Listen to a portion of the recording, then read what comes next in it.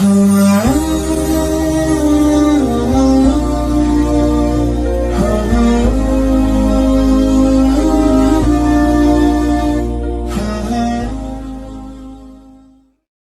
berzikir, menghitung bacaan zikir kita dengan apa? Tasbih, alat tasbih ini. Ya, subhanallah, subhanallah. Saya punya, Pak, saya punya. Saya dari waktu umrah saya beli banyak, dan salah satunya saya koleksi sendiri, saya pakai sendiri. Ya, istri saya, mertua, orang tua dan sebagainya.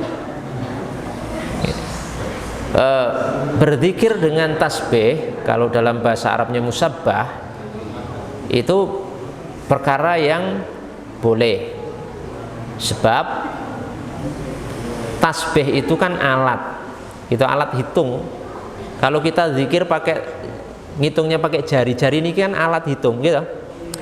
Subhanallah, subhanallah, subhanallah. Ini kan jari ini berarti alat untuk menghitung 33 kali, 33 kali, 33 kali. Sama dengan tasbih ini cuma alat dihitung. Itu alat. Alat itu di luar ibadah dan akidah, jadi nggak perlu dalil. Makanya kata para ulama, al aslu fil asya al ibahah.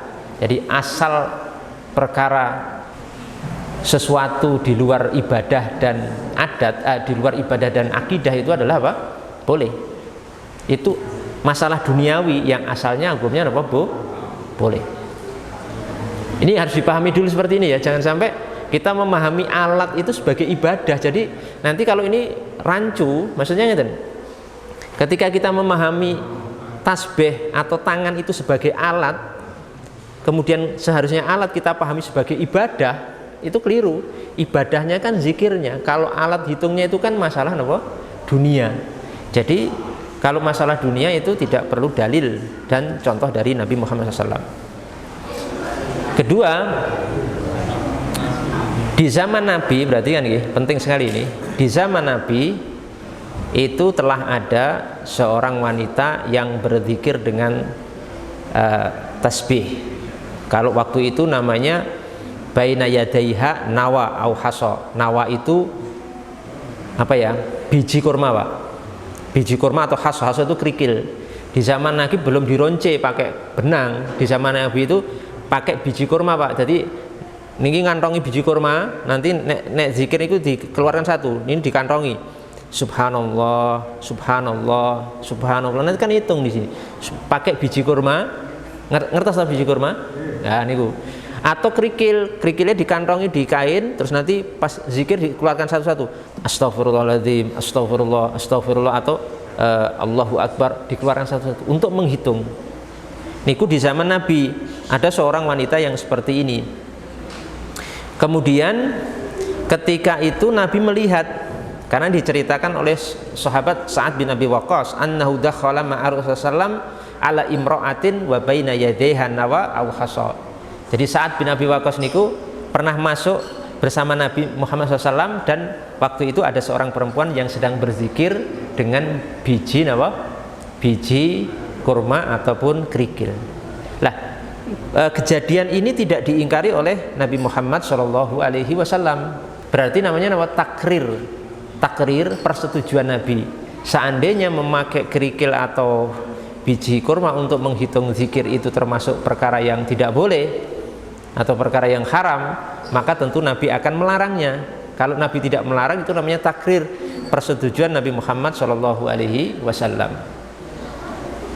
Bayangkan ya, berarti ada sejak zaman Nabi.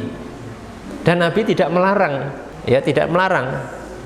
Hadisnya ini dalam Sunan Abu Dawud, dan hadisnya adalah hasan li ghairihi, statusnya hasan. Makanya Imam Abu Dawud ini meletakkan hadis niki di bab tasbih bil hasa, bab bertasbih dengan kerikil. Jadi kalau panjenengan tasbih dengan kerikil, subhanallah, subhanallah, subhanallah, ya boleh.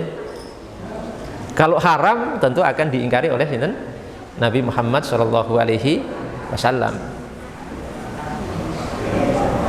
Dan para ulama kita, ya, diantaranya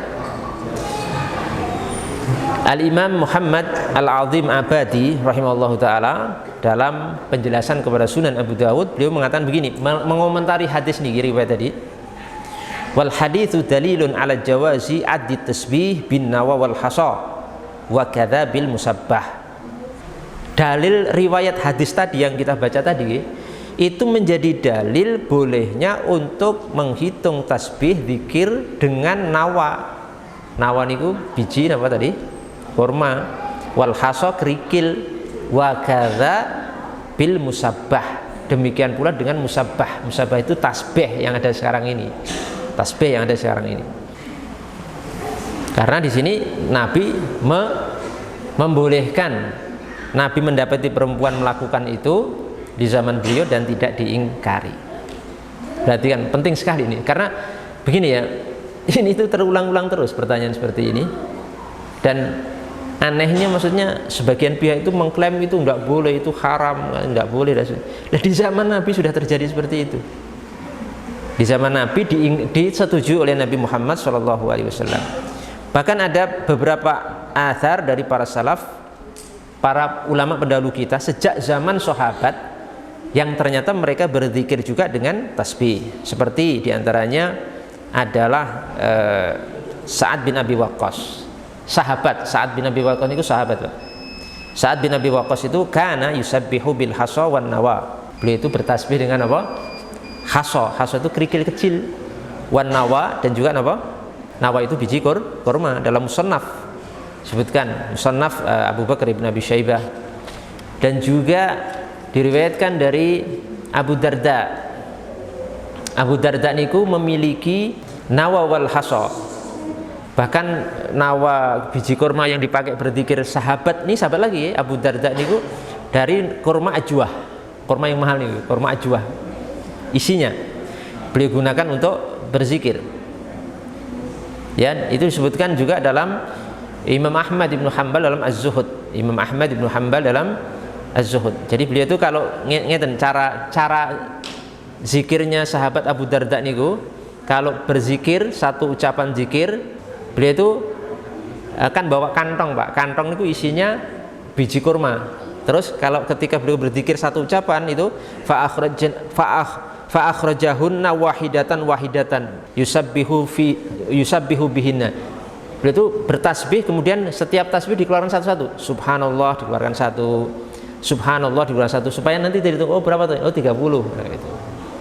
Itu sahabat, Pak. Sahabat Abu Darda dalam Az-Zuhud karya Imam Ahmad bin Hanbal rahimahullah taala. Bahkan ada juga dari riwayat Abu Hurairah juga, dari Abu Hurairah, sampai-sampai para ulama itu menegaskan bahwa madzhabul arba'ah, madzhab 4 ya, madzhab yang 4, Hanafi, Maliki, Syafi'i dan Hambali, maksudnya Imam Abu Hanifah, Imam Malik bin Anas, Imam Syafi'i dan Imam Ahmad bin Hanbal itu sepakat bahwa hal itu boleh. Disebutkan oleh Syekh Abdul Fattah Al-Yafi'i, beliau mengatakan ittifaqatil al-madzahibul arba'ah ala jawaz ittikhadhis subhah wa dzikru biha atau wa dzikri biha. Ulama niku sepakat, 4 madzhab niku bolehnya memakai tasbih dan berzikir dengan tasbih ini. Jadi boleh, monggo saja kalau mau berzikir pakai tasbih. Itu 4 sepakat, 4 madzhab. Bahkan kata Imam Suyuti dalam Al-Hawi niku belum pernah dinukil dari seorang pun an ahadi minas salaf wala minal khalaf, belum pernah dinukil dari ulama terdahulu atau belakangan yang melarang akan hal ini. Tidak ada ulama yang melarang zikir dengan tasbih. Mungkin di Indonesia saja yang melarang. Ya, nggak ada, Pak, nggak ada yang melarang, itu nggak ada. Sampai-sampai saya mendapatkan ya, bagaimana tadi di ucapan para sebagian ulama itu menyatakan bahwa dulu sejak zaman dulu niku, sejak zaman sahabat sampai kurun-kurun setelahnya itu mayoritas ulama, mayoritas salihin, mayoritas para hamba dari masa ke masa itu mayoritas loh, kebanyakan mereka itu kalau zikir malah menghitungnya pakai tasbih. Malah pakai tasbih sejak zaman dulu. Sejak zaman sahabat, tabi'in, tabi'in dan sebagainya itu mayoritas mereka itu kalau tasbih, kalau berzikir itu menghitungnya pakai apa? Tasbih. Justru malah seperti mayoritas, kebanyakan ulama.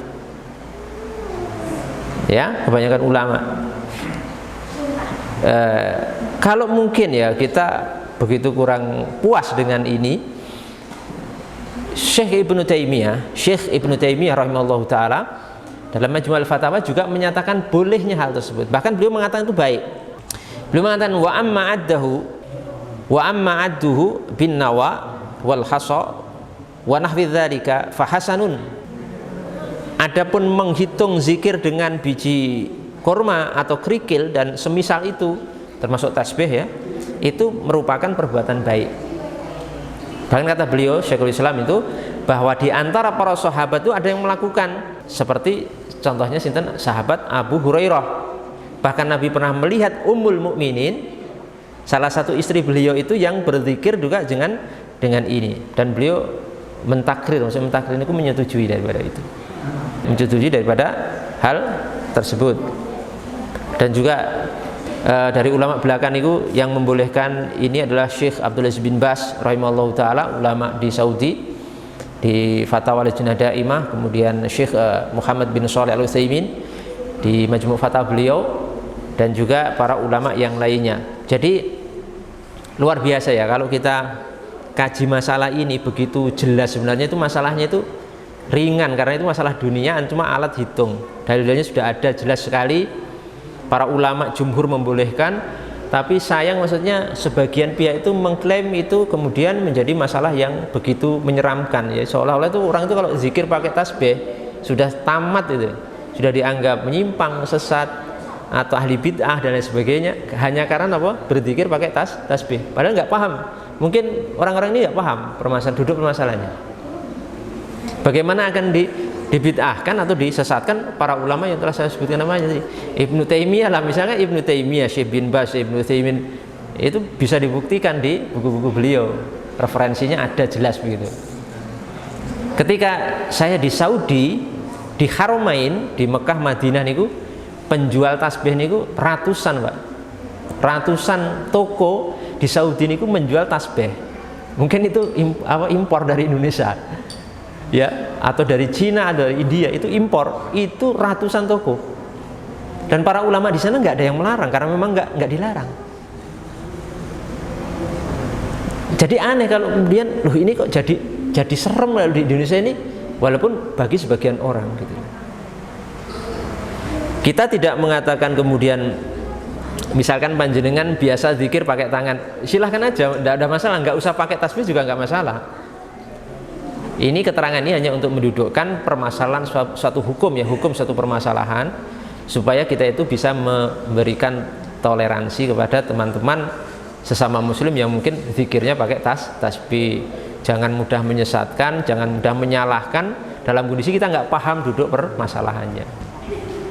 Nanti malu sendiri, malahan kita kan malu nanti. Kalau panjenengan mau tasbih juga boleh, pakai tangan ngitungnya juga boleh, pakai tasbih juga boleh, itu sama dua-duanya. Tangan kita, jari kita niki sama alat tasbih niku nanti akan menjadi saksi di hadapan Allah di hari kiamat tentang zikir yang kita lakukan. Sama-sama akan menjadi saksi. Kalau saya pribadi saya pakai, kadang saya pakai, kadang saya nggak pakai, sesuai ingatan. Kadang saya membawa, kadang nggak. Ini tadi mau membawa malah lupa. Biasanya saya pakai, kadang nggak pakai. Ya, jadi saya pakai dua-duanya, kadang pakai tangan dan kadang pakai tasbih. Biasa, enak aja. Ya, di masyarakat saya juga biasa pakai tasbih jamaahnya. Kalau nggak pakai apa salah Ustaz? Nggak salah. Kalau pakai driji, pakai jari nggak salah. Yang salah itu ketika kita kemudian pakai jari tapi menyalahkan saudara kita yang mungkin zikir pakai tasbih, tapi apalagi sampai ekstrim ya, sampai boy ini bahaya, ini orang di bid'ah atau bagaimana, atau ini sesat gara-gara zikir pakai tasbih. Nanti kalau begitu istri Nabi harus kita sesatkan karena juga berzikir pakai tasbih dan dibolehkan oleh Nabi Muhammad SAW. Terus terakhir ini mungkin jadi masalah di sini. Ada sebuah riwayat bahwa Abdullah bin Mas'ud niku pernah masuk ke sebuah masjid.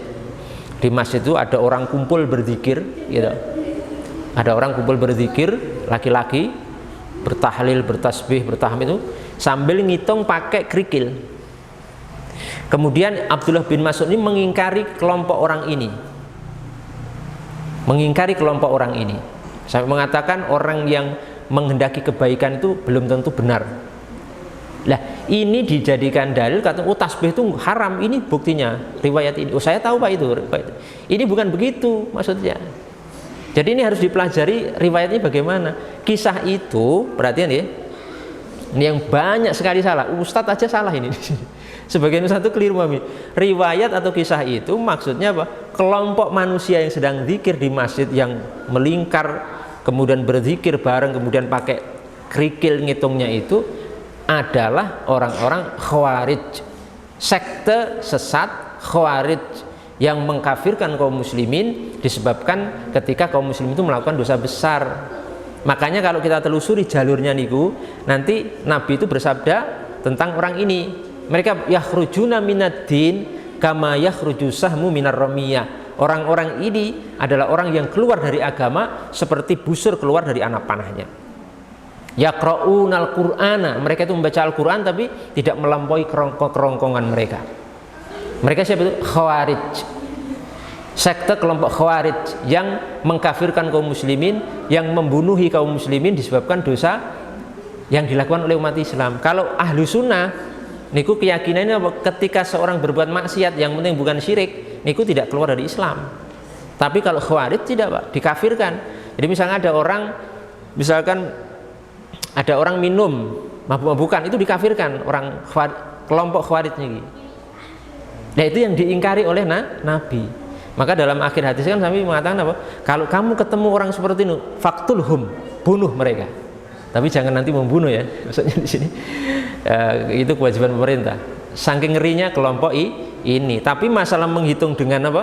Dengan kerikilnya niku tidak disalahkan. Itu bukan masalah yang diingkari Nabi atau Abdullah bin Mas'ud, tapi orang ini kelompok Khawarij. Jadi kalau kisah ini kita pakai untuk atau dipakai untuk berarti tasbih, menghitung zikir dengan tasbih itu haram. Ini keliru Pak menempatkan dalil. Wong ini untuk orang Khawarij tapi diperlakukan untuk umat Islam. Ini bahaya sekali.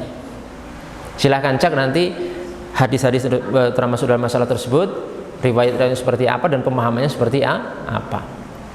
Ini penting sekali saya utarakan karena saya prihatin ya, sebenarnya banyak sekali berseliweran pemahaman seperti ini, apalagi sekarang di era media sosial yang nauzubillah pemahaman-pemahaman yang ekstrim seperti ini menjadikan kaum muslimin akhirnya bermusuhan. Kaum muslimin berkotak-kotak, terkotak-kotak disebabkan karena orang-orang bodoh ikut berbicara dalam masalah agama padahal nggak paham tentang masalah itu. Ya, kalau kita tidak zikirnya pakai tangan, monggo hormati yang pakai apa? Tasbih. Yang pakai tasbih hormati yang pakai tangan, kan begitu. Seharusnya seperti itu. Itu sudah ada sejak zaman Nabi, istri Nabi juga melakukan, para sahabat juga melakukan. Masa itu akan menjadi sesuatu yang keliru atau salah. Nanti kalau panjenengan umrah atau naik haji, silahkan borong tasbih di Masjidil Haram atau Masjid Nabawi. Di sekitar itu ratusan itu orang yang jualan. Nanti ulamanya di situ semua membolehkan di situ. Ulama di Saudi. Ya. Jadi ini membuat saya sebenarnya pertanyaan terulang-ulang ini saya agak malas menanggapi, tapi kok jadi lucu juga ya kalau saya nggak bicara nanti dikira kita nggak paham, nggak tahu jawabannya gitu.